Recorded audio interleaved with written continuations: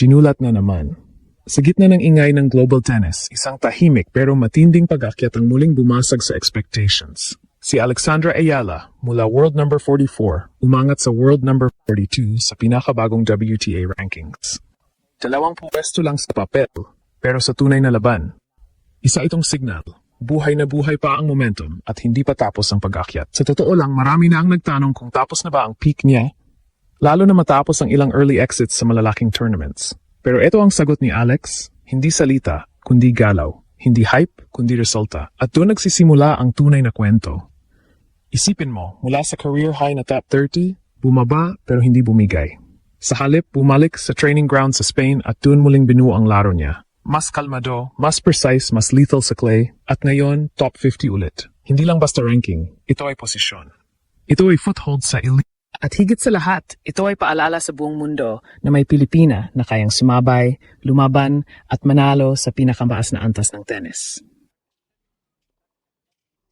Habang papalapit ang Italian Open, isang WTA 1000 battlefield, isang tanong ang bumabalot sa lahat. Ito na ba ang susunod na pagsabog? Dahil kung may isang bagay na paulit-ulit pinapatunayan ni Alex, ito ay simple pero mabigat. Hindi siya one-hit story. Isa siyang build-up na paparating pa lang sa pinaka-delikadong chapter.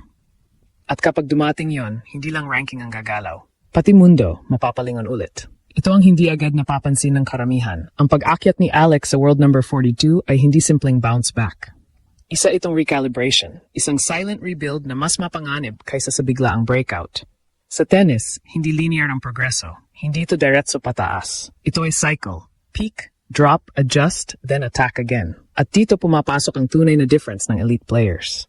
Matapos maabot ang career high na top 30, natural lang na dumating ang resistance. Mas mahihirap na kalaban, mas advanced na scouting laban sa kanya, at mas targeted ang weaknesses niya lalo na sa consistency at physical grind sa long rallies. Doon bumagal si Alex pero hindi siya tumigil. Sa halip na pilitin ang results, pinalikan niya ang foundation. Training, discipline, at system. Doon nagsimulang mabuo ang bagong bersyon niya. Mas patient sa rallies, mas controlled ang aggression, at mas deadly sa timing. Hindi na siya basta umaasa sa momentum. Siya na mismo ang gumagawa ng tempo ng laban. Kaya yung pag-akyat niya mula 44 hanggang 42 ay hindi tsamba. Hindi ito lucky draw. Resulta ito ng internal upgrade na hindi agad nakikita sa highlights pero ramdam sa bawat puntos. At ito ang pinaka-critical na bahagi, teaming. Papasok siya sa clay season kung saan mas komportable siya. Ang clay ay nagpapabagal ng laro, pinapaba ang rallies, at sinusubok ang endurance at decision-making. Dito lumalabas ang mga player na may utak, hindi lang lakas. Eksakto sa bagong bersyon ni Alex. Kung dati umaasa siya sa early dominance, ngayon kayanan niyang mag-adjust mid-match. Kayanan niyang mag-reset kapag naiipit. At higit sa lahat, kayanan niyang kontrolin ang pressure moments. Ito ang dahilan kung bakit delikado siya ngayon. Hindi siya flashy breakout star na madaling basahin. Isa siyang evolving threat. At habang ang ibang players ay busy sa pag-maintain ng rank, ang ibang player ay nasa face ng pagbuo ng mas mataas na ceiling. Kaya huwag kang malito sa simpleng 2 puwesto na pag-akyat. Dahil ang totoong ibig sabihin nito ay mas handa siya ngayon, mas kompleto, at mas malapit sa isang malaking run na kayang gumulantang ulit sa buong mundo. At kung mangyari iyon sa Italian Open, hindi na ito magiging balita. Maging babala na ito.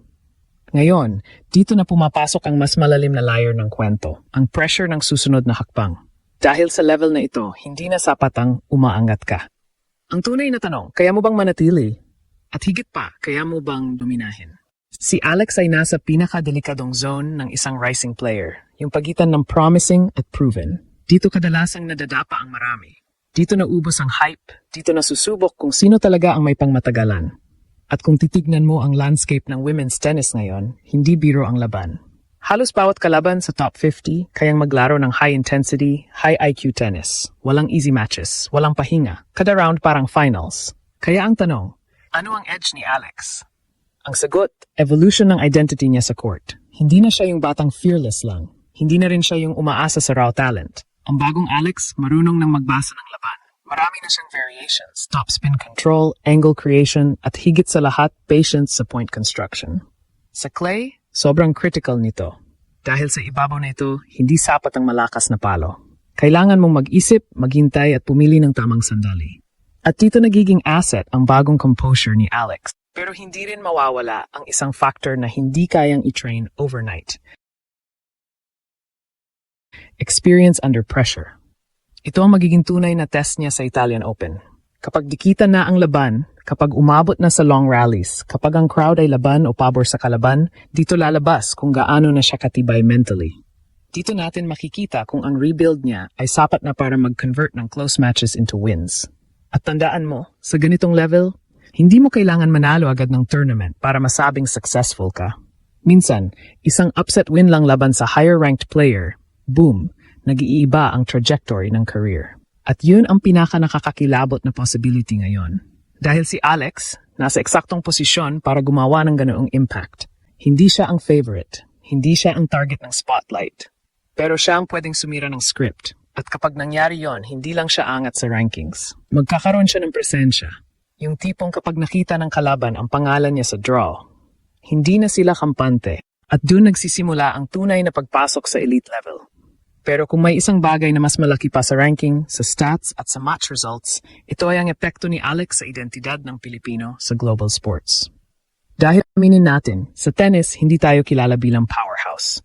Hindi ito basketball na may natural na following. Hindi ito boxing na may legacy na. Sa tennis, halos wala tayong footprint hanggang dumating si Alex. At bigla nagkaroon ng mukha ang Philippine tennis. Hindi lang basta atleta, kundi simbolo. Simbolo ng possibility. Isipin mo to, isang batang Pilipina, nag-training sa ibang bansa, lumaban sa system na hindi built for her, at ngayon, nakikipagsabayan sa pinakamagagaling sa mundo. Hindi ito simpleng sports story. Ito ay cultural shift. Sa bawat pag-akyat niya sa rankings, may kasabay na pagbabago sa mindset ng kabataan. Hindi na pangarap lang ang pagiging world-class athlete. Nagiging blueprint na siya. At ito ang pinaka-dangerous na epekto niya. Hindi lang siya nananalo para sa sarili niya. Nagbubukas siya ng pinto para sa susunod. Kaya bawat match niya, may mas malalim na bigat. Hindi lang ito laban ng isang player kontra isa pa. Ito ay laban ng isang bansa na gustong marinig sa isang sport na matagal nang dominated ng ibang lahi. At habang patuloy siyang umaakyat, mas lalong lumalaki ang expectation. Mas maraming mata, mas maraming pressure. Pero dito rin lumalabas ang tunay na champions. Hindi sa madaling laban, kundi sa bigat ng responsibilidad. At sa ngayon, si Alex ay nasa threshold ng transformation. Mula rising star, papunta sa global contender. Hindi ito overnight, hindi ito instant. Pero bawat maliit na galaw, kahit +2 ranking, ay parte ng mas malaking kwento.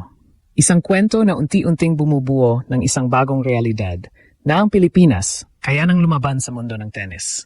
At kapag dumating ang araw na tuluyan na siyang sumabog sa isang malaking tournament, hindi na ito magiging shocking, magiging inevitable na.